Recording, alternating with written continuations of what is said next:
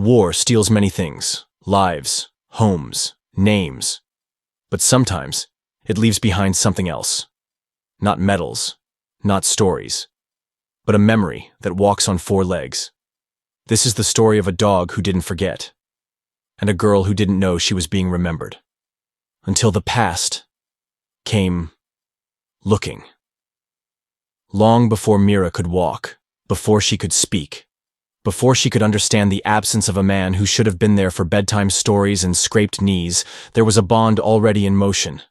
Walking, waiting, remembering.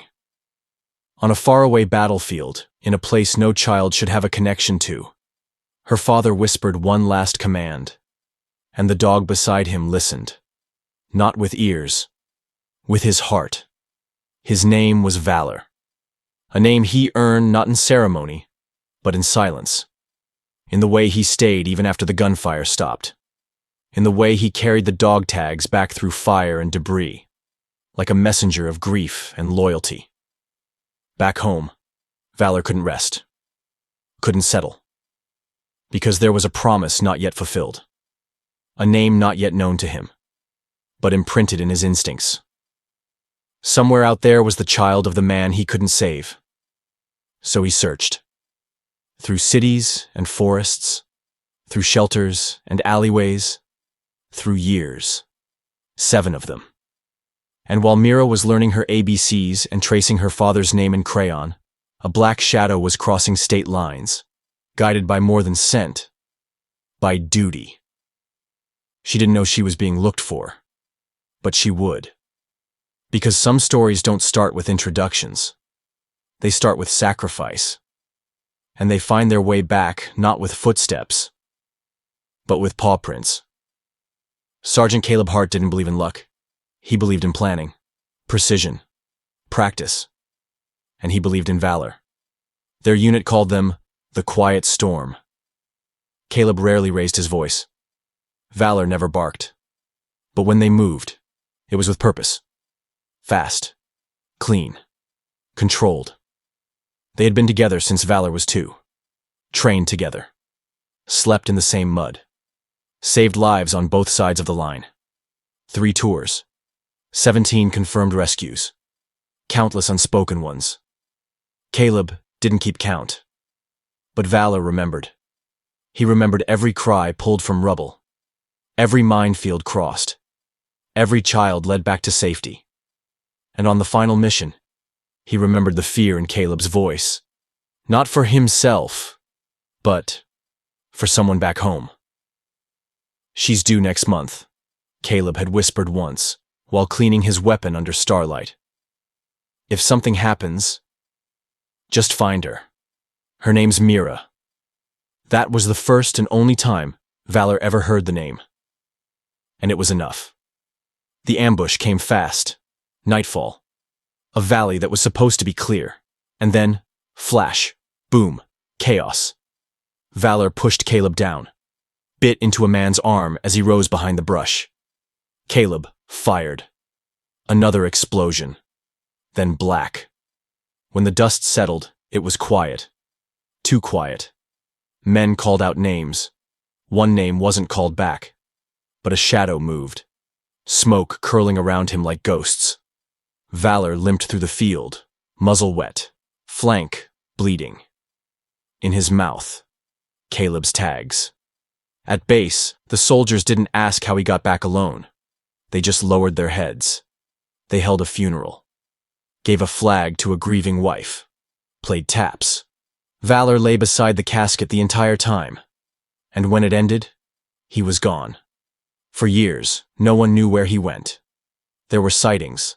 A black dog at a roadside diner. One sleeping outside a school. One that pulled a drowning child from a river. Then vanished. But no one could catch him. Because he wasn't running. He was searching. Every face of a girl. Every scent of sorrow. Every trace of Caleb. And as Mira grew, the world around her seemed to shimmer with something unseen. She couldn't explain it. Only that sometimes when she felt alone, she swore she heard breathing beside her. A warmth without a body. a presence without a sound. Valor had never seen her. But he knew her. Knew the curve of her face matched Caleb's. Knew her laugh sounded like a memory. He was always one step away. Waiting. Watching. Until the moment came. 7 years later. One autumn evening. And a path through an orchard. Where a girl was walking home alone. And the promise finally found its way back to her. Mira's earliest memory was of the silence. Not the kind that came from being alone. She had her mother, her neighbors, her books. But a kind of absence that wrapped itself around everything. A silence with shape, with weight. A silence that hovered in doorways, lingered in photos, and clung to the old wooden box on her mother's dresser. That box was off limits. Or so she'd always been told. But every year, on her birthday, her mother would open it. Inside, a stack of letters. Dog tags. A photo in black and white of a man smiling in dusty fatigues. A folded flag. "This was your father," her mother would whisper. She would speak of him as if trying to remember the right version, the one before war. She'd describe how he played guitar badly, how he always left the dishes soaking, how he once cried watching a movie about a dog. He was brave, she'd say, but it always ended there. Brave. Past tense. Mira grew with questions. What did he sound like? What was his favorite color? Did he want a daughter? Did he know she existed? Sometimes she'd ask.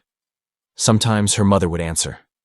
Most times, she'd just smile, that sad smile that never reached her eyes. So Mira learned to ask in other ways. She drew, wrote stories. Sometimes, she would sit by the window, wondering if anyone else in the world had a silence shaped like hers. At school, she didn't talk about her father.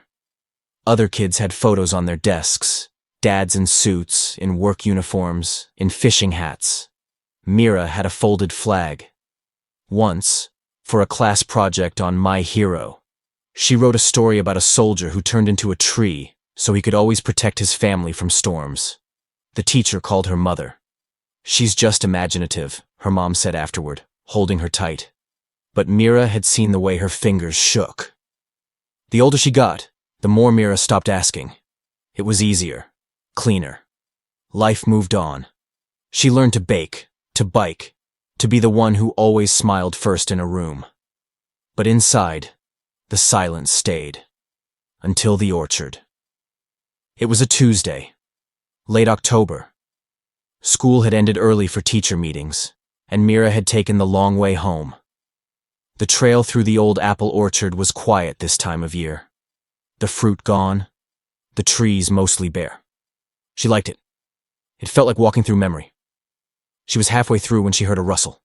Not leaves, not wind. Something heavier. She turned. A dog stood between two trees. Black. Large. Still. Its eyes locked onto hers. And suddenly the world narrowed. The wind stilled. Her heartbeat filled her ears. She didn't move. Neither did the dog. Then, it stepped forward. Its gait was slow, deliberate. There was something in its mouth. A chain. A tag. It stopped 3 feet away, dropped the tag at her feet, and sat. Mira stared. The tag glinted in the fading light. She bent down, picked it up, and the moment her fingers closed around it, she knew. Her father's name. Caleb Hart. Stamped in steel. The same one from the box. She didn't scream. Didn't run. Instead, she sat down on the path. The dog inched closer. Sat beside her. They stayed that way until the shadows grew long. Then, without a word, the dog stood and walked away. Mira stood slowly. She clutched the tag tight and walked home. Her mother was in the kitchen. When she saw the tag, she dropped the glass she was holding. It shattered. Her breath hitched.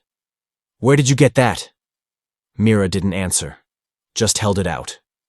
Her mother took it with shaking hands. She turned it over, ran her thumb over the name. "This was buried with him," she whispered. That night, Mira didn't sleep. She lay in bed, the tag under her pillow. She felt it through the fabric, cold, solid, real. At some point, she sat up, went to the window, and gasped. The dog was there, sitting at the edge of the yard, still, watching. She pressed her hand to the glass, and though he didn't move, something in his eyes shifted, like he recognized her, like he'd always known her. She went downstairs, opened the door, but by the time she stepped outside, he was gone. The next morning, he was on the porch, curled neatly, calm. Her mother stood behind her. "He came back," Mira said softly. Her mom didn't reply. She stepped forward. The dog stood, walked past them, and into the house, like he'd always belonged. He went to the living room, sniffed the armchair, the rug, then lay down, and sighed, as if the search was over, as if the mission was complete. Mira named him Valor, not knowing that was already his name. It just felt right. And when she said it, he lifted his head. Tail wagged once. Recognition. Affirmation. She smiled for the first time in days. He stayed. He slept at the foot of her bed, walked her to school, waited by the gate, sat under her desk when the thunder scared her. He was more than a dog. He was a story walking beside her, a story she was finally ready to hear. One afternoon, he led her away from the usual trail, into the woods behind her school. She followed. At the edge of a clearing stood an old tree, thick, gnarled, initials carved deep into the bark. CH plus MH, her parents. She traced the letters. Valor pawed at the base, dirt loose. She dug. Her fingers hit wood. A box. Inside, photos, letters, and a note addressed, "To my daughter, if I never return." She sat beneath the tree, opened it, and read. When she looked up, Valor was still there. Eyes soft, tail gently thumping. She didn't say anything. She just leaned into him. And for the first time in her life, she didn't feel the silence. She felt home. In the weeks that followed, the world around Mira seemed quieter, but not empty.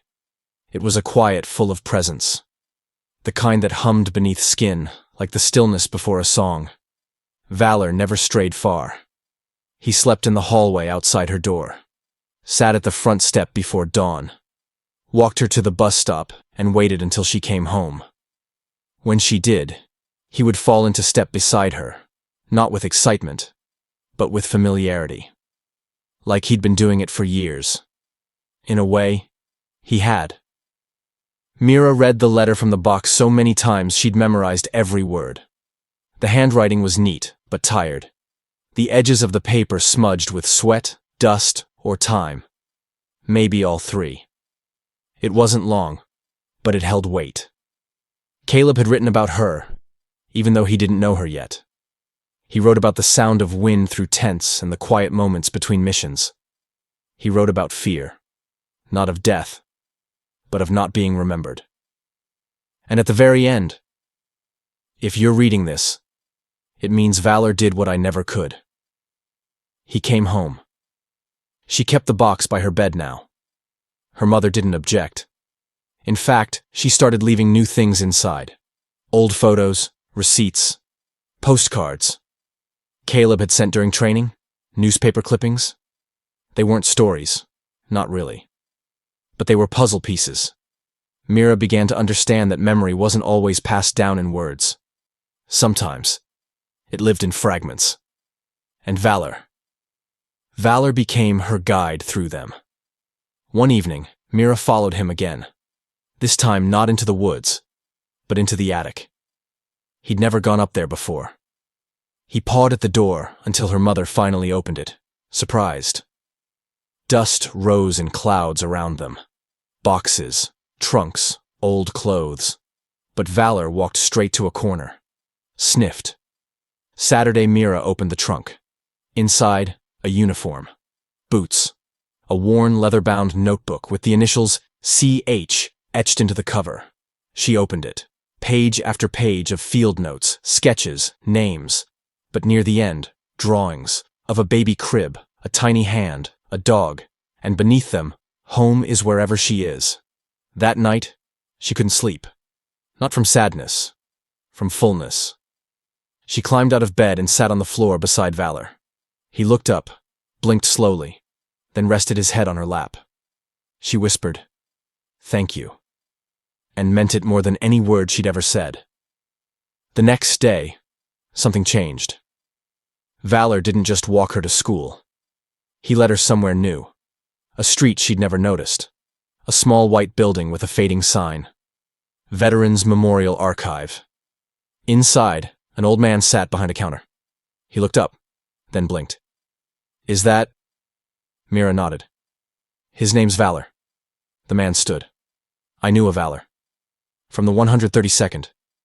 With Caleb Hart. He walked slowly to the dog. Kneeled. Whispered something Mira couldn't hear. Valor licked his hand. The man looked up at her, eyes wet. "I saw them once. Back when your dad carried you in a sonogram photo inside his helmet." He showed her a wall in the back. Photos. Records. Journals. One showed Caleb kneeling beside Valor. Another, him holding a small photo to the camera. She stared.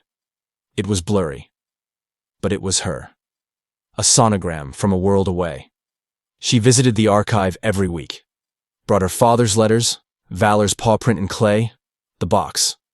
The man, his name was Tom, helped her digitize everything. Made copies. Filed it all under a new section. The legacy file. More veterans came. Some remembered Caleb. Others remembered Valor. Each had a piece of the story. Each gave her something she never thought she'd have. A past. One day, a woman walked in. Military coat. Tired eyes. "I served with him," she said. She pulled out a cassette tape. He made this for his daughter. Said if he never came back, maybe someone would find it. Mira didn't have a cassette player. Tom did. They played it that afternoon. It was static at first. Then, "Hey, little one. I don't know your name yet, but I want you to know, I've never been afraid of dying. Only of not living long enough to see you smile." Mira covered her mouth. Valor whined softly. "I hope you love books. And rainy days. And I hope you never forget that even when I'm gone, I loved you first." Static. Silence. Then, breathing. And a whisper. "Take care of her, boy." Click. Mira left the archive in silence. That night, she placed the cassette under her pillow and dreamed of a desert, of boots beside paw prints, of a voice calling her name, even before she had one. She woke to rain. Valor was already by the door. She followed him out, barefoot, into the woods, to the tree. The initials still there. She carved one more beneath them. M.H. plus V.H. Then she stood back. And for the first time, the silence in her life felt not like absence, but presence. Like her father was not behind her, but with her. In every step. In every breath. In every paw print that led her here. She sat beside Valor and whispered again. "Thank you." He leaned in, licked the tears she didn't know had fallen, and beside the tree that held the past, they waited for the morning. Together. Time moved forward, but for Mira, life had changed its rhythm. It no longer moved with the calendar or the clock on the wall. It moved to the sound of Valor's paws on hardwood, to the slow turn of a cassette tape rewinding, to the flutter of letters unfolding like wings in her lap. She no longer saw herself as a girl with a father-shaped hole in her life. She was a girl walking with memory, living with loyalty. And for the first time, she felt whole. But wholeness, she would learn, is not permanent. It started with small things. Valor was slower in the mornings. He needed help getting down the stairs. One day, he didn't come to the bus stop. Another, he waited inside the house instead of by the tree. Mira noticed, but said nothing. She didn't want to give the truth shape. One afternoon, she and her mother took him to the vet. The room was quiet, sterile, filled with that soft hum of fluorescent lighting and tension. The vet was kind, old, gentle. He looked over Valor, then sat beside them. "He's old," he said quietly. "But he's strong. Some dogs, they don't live for themselves. They live for something else. For someone." He looked at Mira. "Maybe he's been waiting for a sign that his mission is done." Mira looked at Valor. He was watching her. Always watching. That night, she sat with him at the foot of her bed. Read aloud one of Caleb's letters. It was short. A note scribbled during what must have been a quiet moment in chaos. "I hope you grow into someone brave. Not the kind that runs into fire. The kind that stays when it's easier to leave." Mira looked at Valor. "I think you were brave for both of us." He wagged his tail once. The next morning he didn't rise. He was breathing, but slow. She called for her mom. Together, they wrapped him in the old army blanket. They carried him to the tree. She sat beside him again. This time, the silence felt heavier, more real. But she didn't cry. Not yet. That night, it stormed. Rain slapped the windows. Thunder cracked the sky. Mira lay awake. Somewhere past midnight, she felt a weight on the bed. Looked up. Valor was there. Just like always. She reached out. Touched his fur. Warm. Alive. But when she blinked, he was gone. A dream. Or a goodbye. In the morning, he was still. He had passed in his sleep. Peacefully. Facing the door. Like he was waiting for one last walk. They buried him under the tree, next to the initials. Mira placed the cassette on his chest. Her mother placed the tag, the one he'd returned 7 years ago. She carved a final line beneath the others. V.H. Valor Hart. The town came. Neighbors. Veterans. Strangers. Some brought flowers. Some brought stories. One man said he'd been pulled from rubble by a black dog years ago.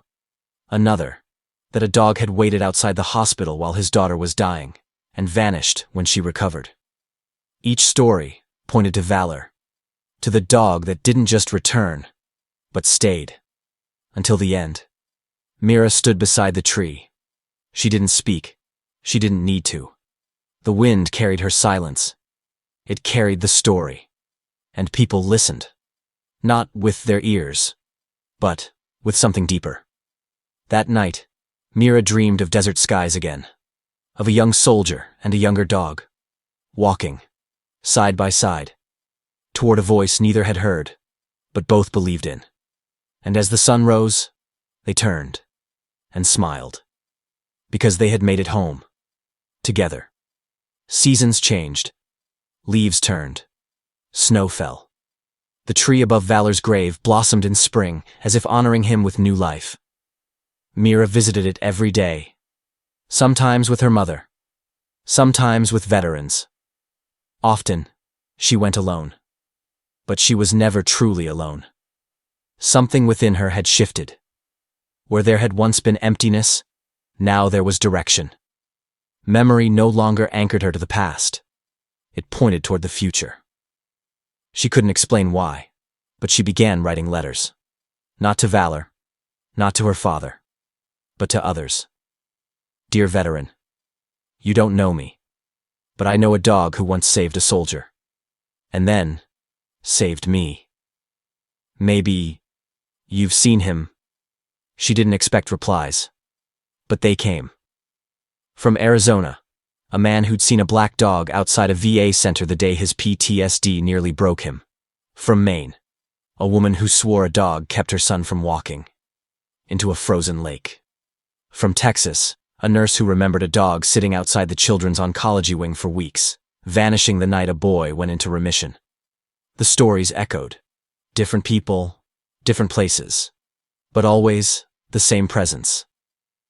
Mira began compiling them. She built a website, the Valor Archive. She called it a living memory, a place where stories of unseen loyalty could live forever. Soon, Others joined her. She wasn't the only one he'd touched. One winter, a letter arrived. Handwritten. No return address. Inside, a photo of Caleb with Mira's mother and a child between them. Not Mira, but a boy. She showed her mother. Tears filled her eyes. I was pregnant before you. I lost him. Caleb never talked about it, but he always carried this photo. Mira stared at it. She looked closer. In the corner of the photo, nearly hidden, a black dog. Younger, but unmistakable. Valor. He'd known the whole family. He'd carried it all. Years passed. Mira grew, graduated, traveled. She gave talks at memorials, visited shelters, helped veterans find therapy dogs. She never owned another. She didn't need to.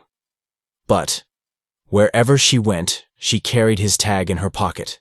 And sometimes, just sometimes, she'd hear a bark in the wind. One evening, she stood at a military funeral. The young soldier had no family, just a folded flag. Mira stepped forward, placed a small wooden box beside the casket. Inside, Caleb's letter, a photo, one of Valor's paw prints, and a note. You are not forgotten. Someone once waited 7 years for a promise. I'll wait too. When she returned home, a girl was waiting by the tree, small, barely 10.